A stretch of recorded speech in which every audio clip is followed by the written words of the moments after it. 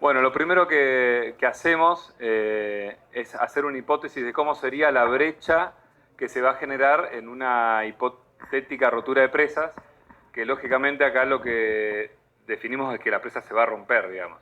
No estudiamos qué probabilidad de rotura, sino nosotros decimos, bueno, se va a romper sí o sí la presa, ¿cómo se va a romper? Esto es importante para poder determinar cómo va a ser el hidrograma de rotura, en qué tiempo va a llegar al máximo, cuáles son los caudales máximos que se van a producir. Por lo tanto, es a veces difícil determinar los parámetros de la brecha de la presa. Acá hay un esquema de, tengo una presa, se va a empezar a producir una pequeña brecha y esa brecha va aumentando con el tiempo hasta a un ancho máximo. Para poder determinar esos tiempos y los anchos máximos, hay diferentes autores con sus fórmulas que en función de experiencias, digamos, o ensayos de diferentes tipos de presas, determinan esos parámetros teniendo en cuenta la altura de la presa, el volumen de agua y algunos estudios tienen en cuenta también lo que son los tipos de materiales que tiene la presa. Acá es importante tener en cuenta que esto no es un cálculo que vamos a saber con exactitud cuál es el agua que va a pasar, porque no nos interesa a nosotros saber si van a pasar 60.000, 65 o 63 o 100. El objetivo final de esto es cuál va a ser la inundación potencial que se va a producir aguas abajo de la presa y conocer más o menos en qué tiempo llegaría a cada lugar o a cada zona poblada y más o menos cuáles serían las líneas máximas de inundación, porque lógicamente una presa tiene un montón de formas de romperse. Es casi imposible que la presa se termine rompiendo de la hipótesis esta que estamos diciendo. Pero bueno, nosotros vamos a decir, bueno, esta va a ser la máxima inundación. Si pasa algo, por favor, la gente evacúe y supere esa línea, lo máximo que pueda. Entonces, bueno, acá es, bueno, el dato principal que se utiliza en las diferentes ecuaciones es la altura de la presa, la altura del agua, el volumen. También tiene mucho que ver no solamente el volumen y la altura, sino la forma del embalse. Es diferente si nosotros tenemos un embalse largo, con mucho volumen, o un embalse con el mismo volumen, pero mucho más ancho, digamos, el agua sale mucho más rápido, es más instantáneo. Y por ahí estas ecuaciones no tienen en cuenta siempre eso, por lo tanto tiene bastantes incertidumbres en ese sentido.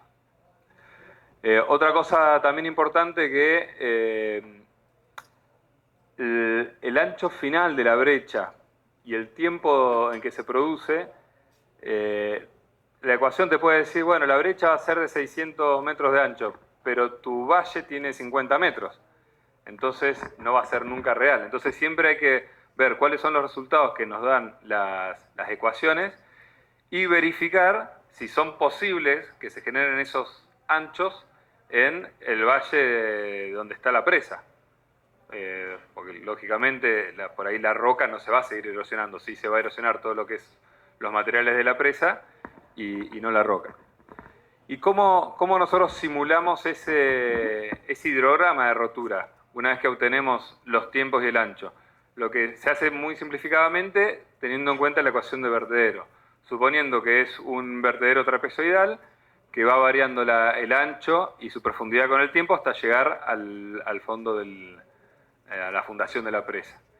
Entonces, con la propia ecuación del vertedero, lógicamente con coeficientes, no los coeficientes de vertedero de cresta ancha de 1,7 o un Krieger, sino son coeficientes más bajos que tienen en cuenta que realmente no se genera una brecha perfectamente trapezoidal, sino que el material se va cayendo de los costados y se va generando, digamos, algo no tan regular como la hipótesis que se plantea. Esto es lo que hablaba recién, es que puede ser de que nosotros calculemos la brecha con las ecuaciones y nos dé este ancho y nosotros realmente tenemos un cauce de este tamaño. Entonces, lo que hacemos es lo ajustamos. Y otro caso que puede darse es que nos dé un ancho de brecha más chico que el ancho del valle y al tiempo de la generación se siguen generando velocidades muy altas que son erosionables. Entonces es de esperar de que si nosotros con nuestra ecuación decimos el ancho de la brecha va a ser y empezamos a simular y vemos que las velocidades son de 10, 15 metros por segundo, es lógico que el material de la presa va a seguir erosionando. Por lo tanto, uno va a reestimar esos parámetros de la brecha y los va a ir agrandando hasta que las velocidades finales sean acordes a lo que uno espera que va a seguir erosionándose el material de la presa. Todo esto es típico de una rotura de una presa de materiales sueltos. Caso de presa de hormigón es un poco diferente porque lo que se hace ahí es estima una rotura más instantánea, no se determinan las velocidades como en este caso ni el ancho. Los anchos se determinan más por el tipo de presa, los módulos como fueron construidos, entonces las hipótesis son más de hago que un módulo desaparezca instantáneamente, verifico cuáles son las velocidades del agua a través de ese ancho de módulo de la presa, veo si son muy altas y digo, bueno, es muy probable que se va a erosionar el apoyo del módulo que está al lado y se termine cayendo también. Entonces voy haciendo hipótesis de ir haciendo desaparecer módulos de la presa y ver si es coherente que ocurra. En diferentes países algunos dicen, bueno, supone que la presa se te va toda completamente instantánea. Eso siempre hay que analizarlo, digamos, si es coherente o no. Por ahí son presas muy anchas que tienen el valle central con la presa alta en el centro, y si se rompe la parte central no creo que el agua alcance a tirar los módulos de los estribos que están mucho más altos y no se generen esas velocidades que se produzca la brecha. Este es un ejemplo típico de un caso de estudio donde nosotros teníamos la presa que tenía como 3 valles, uno central, bastante profundo, y 2 intermedios. Entonces cuando uno calcula el ancho de la brecha diría, se va a salir todo esto, y eso no es posible. Entonces la hipótesis final es que la presa principal desaparece toda en el tiempo proporcional al tiempo que se calculó con las ecuaciones empíricas de los diferentes autores. Siempre hay que utilizar varios autores y varias hipótesis porque como esto tiene tanta incertidumbre hay que ver más o menos en qué órdenes de magnitud estamos hablando. Entonces se hacen las cuentas con varias hipótesis, se verifican los resultados y siempre se va por la peor situación que uno encontró, ¿no?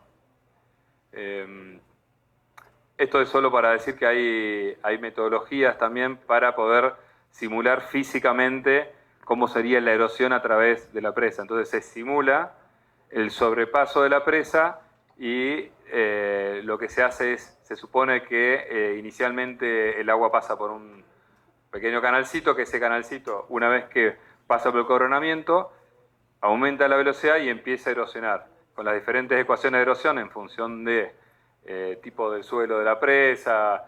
¿Qué pasa? Cuando nosotros hacemos las simulaciones de esa brecha, nos damos cuenta que si se produce tan rápido la brecha, las velocidades finales, cuando termina la brecha, son muy altas. Entonces dijimos, no, espera, lo que va a ocurrir es que esas velocidades van a seguir siendo erosivas y la brecha se va a seguir agrandando. Entonces se extrapolan esas características de las brechas para obtener nuevos anchos y tiempos de rotura. Entonces llegamos más o menos a unos anchos de entre 600 y 700 metros de ancho, pero en 17 horas. Estas son roturas bastante lentas que hace de que nos dé más tiempo para avisarle a la población aguas abajo cuando se produce la brecha. Con el modelo físico lo que habíamos obtenido es un ancho de 700 metros, pendientes laterales más verticales que la de las ecuaciones y tiempos un poquito superiores. Entonces con eso más o menos verificamos que los parámetros están en el orden de magnitud de lo que podría ser posible y se hace la simulación de los hidrogramas. Esos serían los hidrogramas que se podrían producir si se rompe esa presa, con todas las ecuaciones establecidas, y se ve que más o menos todas están en ese orden de magnitud. Uno diría, bueno, 70.000 metros cúbicos o 90.000 metros cúbicos o 95.000, pareciera muchísimo más. Depende cómo es el valle agua abajo y cuánto va a inundar y cuánto no, pero yo lo que hago es, agarro el hidrograma más grande, Porque con todas las incertidumbres que tenemos, defino de que entre todas estas hipótesis, el hidrograma que yo voy a tomar es el que me genera la peor situación aguas abajo. Que el volumen es el mismo en todas, porque el volumen de la presa, del almacenado es el mismo, pero lo importante es a veces puede ser el pico o a veces puede ser la del tiempo, la de menor tiempo. Porque a lo mejor con con una diferencia de tiempo mayor le da más tiempo a la gente a que pueda salir y evacuar las zonas, y en cambio este hidrograma que es más cercano, o sea que el pico llega antes, inundaría menos, pero la gente tiene menos tiempo para evacuar. Entonces por ahí hay que siempre ver esos y analizar, digamos, los resultados aguas abajo, si es muy significativo o no la diferencia de caudal del pico. Otro caso de estudio que hemos analizado acá en la zona es el caso de Laureles, una presa un poco volumen de embalse, pero la particularidad que tiene esta presa es que está en el medio de una ciudad y las consecuencias, por más que sea más chica que la que vimos recién, a lo mejor las consecuencias son mucho más graves. O sea que no depende del tamaño de presa las consecuencias que podría llegar a tener. La presa sí tiene, es el ejemplo que mostraba antes, que uno calcula con las ecuaciones y te dan unos ciertos anchos, 200 metros, 150 metros, pero el valle donde está la presa es muy angosto. Por lo tanto no puede ser más de 50 metros porque ya tenés los estribos de la presa que son todos de roca, entonces uno dice no, la presa no se va a romper con tanto ancho, va a ser el ancho máximo, lo voy a hacer desaparecer toda, por lo tanto el tiempo en que se produzca la erosión de toda la presa va a disminuir con respecto a lo que uno estimó con las ecuaciones. Eso hace de que tengas mucho menos tiempo en poder avisar a la población. Entonces, cuando uno hace los planes de emergencia, tiene que tener en cuenta todo eso, ¿no? Entonces, fíjense acá, son los diferentes hidrogramas para las diferentes hipótesis. Este es el caso de una rotura de mal tiempo, donde la presa se rompe en el caso de una crecida máxima probable. Fíjense que la crecida máxima probable es este ancho, una crecida de mucho volumen, de un pico de 4.000 metros cúbicos más o menos, y el pico, esto lo que va a generar es que empiece a subir el embalse, el agua pasa por arriba de la presa, se rompa y después llegue el pico de la crecida máxima probable. O sea que ahí tendríamos un doble problema. La presa se nos va a romper casi antes de que llegue el pico, se van a inundar las calles, la gente va a estar evacuando y después encima le va a venir la crecida. Entonces es doble el problema acá. Y estos picos, estamos hablando cerca de 60.000 metros cúbicos, son bastante instantáneos por el pequeño tamaño del ancho de la presa que tenemos. Entonces, como conclusiones de cuando uno hace, digamos, este tipo de estudios, es que primero hay una gran influencia entre la proporción, el volumen del embalse y la altura de la presa. Cuando uno ve las ecuaciones hay bastante relación. Fíjense que en el caso de estudio anterior estamos hablando de 80.000, 90.000 metros cúbicos por segundo de pico, y acá también estamos hablando de valores del orden de magnitud. Mucho menos volumen, pero mucho más devastadores. Velocidades altísimas de flujo. Siempre hay que verificar que en el tiempo final de la brecha, las velocidades que se producen en la presa no sigan siendo erosionables, porque si no la brecha debería ir aumentándose más. Entonces ese parámetro hay que mirarlo. Y en función de ese parámetro, extrapolar características de la brecha. Lo que sí, a veces está bueno profundizar en el tema de las simulaciones físicas de la erosión sobre las presas para poder validar estos parámetros. No para tener con exactitud cuál va a ser el valor exacto, porque a nadie le interesa el valor exacto. Uno lo que le interesa es salvarse aguas abajo y tratar de salir. Entonces, aguas abajo lo que tenemos que hacer es una modelación hidrodinámica del flujo, de ese hidrograma que calculamos recién. Para esto, lo ideal en una rotura de presa son modelos bidimensionales, porque es raro de que, salvo acá en Tegucigalpa, que es casi el flujo unidimensional, normalmente cuando se rompe una presa, el agua tiene un flujo bidimensional, supera normalmente las secciones de los cauces y empieza a inundar las planicies. Bueno, acá es mucho más angosto, los valles son muy profundos y casi ese agua entra en el valle. Obviamente la ciudad se inunda porque las casas están adentro del río, entonces no hay chance que no se inunde. Y la otra cosa que hay que definir es cuál sería la extensión de nuestra simulación, porque nosotros rompemos la presa y decimos, bueno, ¿cuál va a ser la inundación que se va a producir aguas abajo? Y yo la primera pregunta es, ¿hasta dónde simulo? ¿Qué hago? ¿Los primeros 50 kilómetros, 100 kilómetros?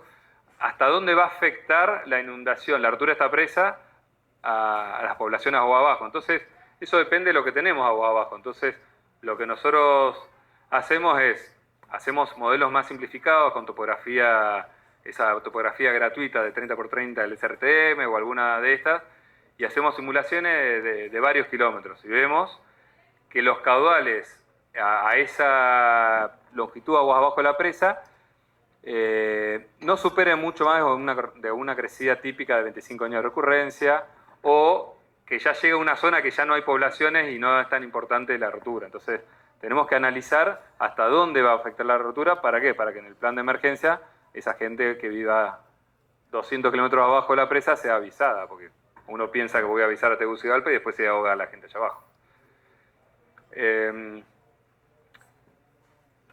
Bueno, los datos de entrada para hacer la simulación hidráulica son estos hidrogramas que ya determinamos y un modelo digital del terreno, que ahí está el tema de cuál sería la resolución que nosotros necesitaríamos. Para una rotura de presa yo creo que no hace falta una super resolución y hacer batimetrías de cauce para ver si la profundidad del cauce es una u otra, porque estamos hablando que van a pasar 60.000 metros cúbicos por segundo. Lo que nosotros tenemos que tener una buena topografía es afuera del cauce y no volvernos locos e ir y pedir sección en el cauce cada 50 metros, que a veces te piden y ves, ¿para qué voy a hacer esta sección si yo estoy simulando la rotura? Pero también hay que tener en cuenta que el que pide esto a veces necesita conocer con ese modelo del terreno, a veces simulaciones de caudales más bajos, entonces a veces sirve. Y el otro tema es cuál es el coeficiente de Manning que vamos a utilizar, que es el coeficiente de rugosidad, que tampoco hay que volverse loco, porque imagínense que cualquier coeficiente de Manning que pongamos es totalmente incierto, ni lo vamos a saber si el agua va a ser, si se rompe esta presa va a ser, ni siquiera va a ser un flujo newtoniano esto, va a ser un Bingham, que es un flujo con barro, que ni siquiera se comporta como el agua. Entonces, por ahí uno se vuelve loco, que si 0,04, que 0,0, da igual, o sea, yo no busco una exactitud perfecta de si yo ni siquiera sé cómo se va a terminar rompiendo la presa. A mí me interesa determinar cuáles son las zonas inundables, sobre todo. Bueno, acá hablamos un poquito de cuáles son los tipos de modelos del terreno. Normalmente uno, para obtener un modelo del terreno hoy en día con las tecnologías que hay y estas extensiones, lo más lógico es hacer un LIDAR o LiDAR con un avión y sobrevolar grandes extensiones, pero están los modelos digitales gratuitos, el SRTM, el Aster, el ArcParsec, hay varios que andan dando vuelta que sirven para tener una idea inicial de hasta dónde podría llegar el agua, y luego cuando yo haga mi modelo del terreno con mayor detalle, lo hago un poquito más acotado y no vuelo cosas que no necesito. Acá hay un ejemplo muy puntual de una sección en el medio del cauce con los diferentes modelos. Y ahí se pueden fijar cómo el LiDAR tiene muchas mejores resoluciones en el cauce. Fíjense, el rojo sería el LiDAR, donde se ve bien cuál es el cauce, y por ejemplo el verde es el modelo del Asterdem. Entonces, en las zonas de la ciudad sí es importante tener una buena resolución Y acá no estamos hablando de una batimetría, acá estamos hablando del cauce grande. La batimetría que uno haría donde hay agua es nada, es un metro de agua ahí arriba.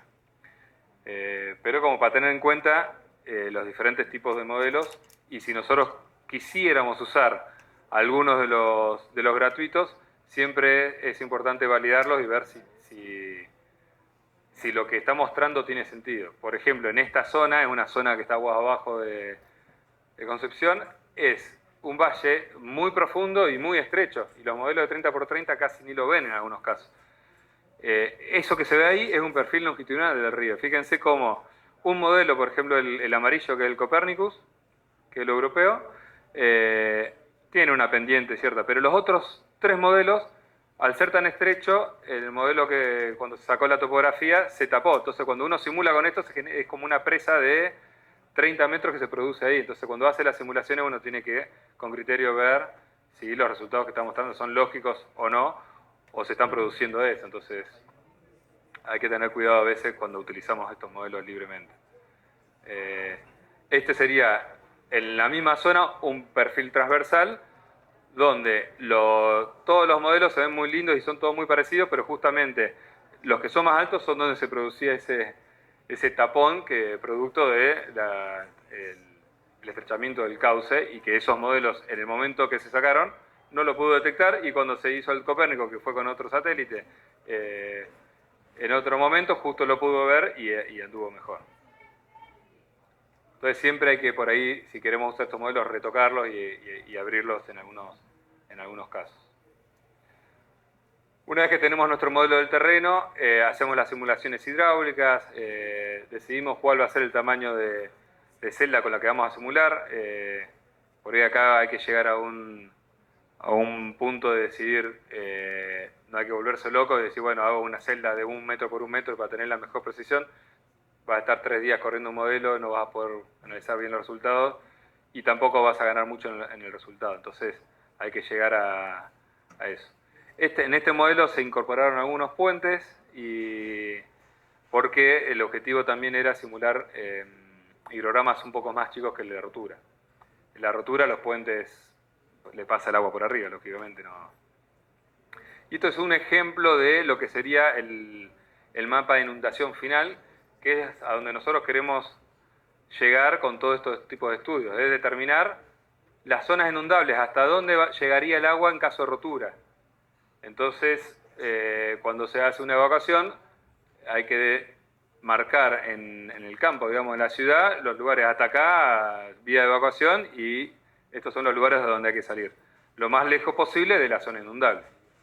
Y se muestra información típica e importante para las agencias que se dedican, que van a hacer las evacuaciones, para saber qué tiempos van a tener, cuáles son las alturas de agua. Por ejemplo, acá abajo se puede ver algunos puntos particulares donde están las coordenadas, y por ejemplo el hospital, el punto 2, si se rompe la presa de Concepción, en 40 minutos llegó la inundación. Perdón, en 34 minutos llega la onda de rotura, y en 40 minutos, o sea, 6 minutos más tarde, llegó el pico máximo. O sea, es casi instantáneo. Esa es una ola que en este caso tiene unos 4 metros de profundidad, o sea que aumenta de 0 a 4 en esos minutos que dije recién. O sea que ahí la persona que va a utilizar estos mapas para evacuar tiene que saber lo que se va a encontrar. O sea, esto va a ser catastrófico. Ese hospital no sé lo que le va a pasar. Estamos hablando de velocidades máximas de 4 metros por segundo, pero con 4 metros de profundidad eso arrastra lo que sea. Muchas gracias.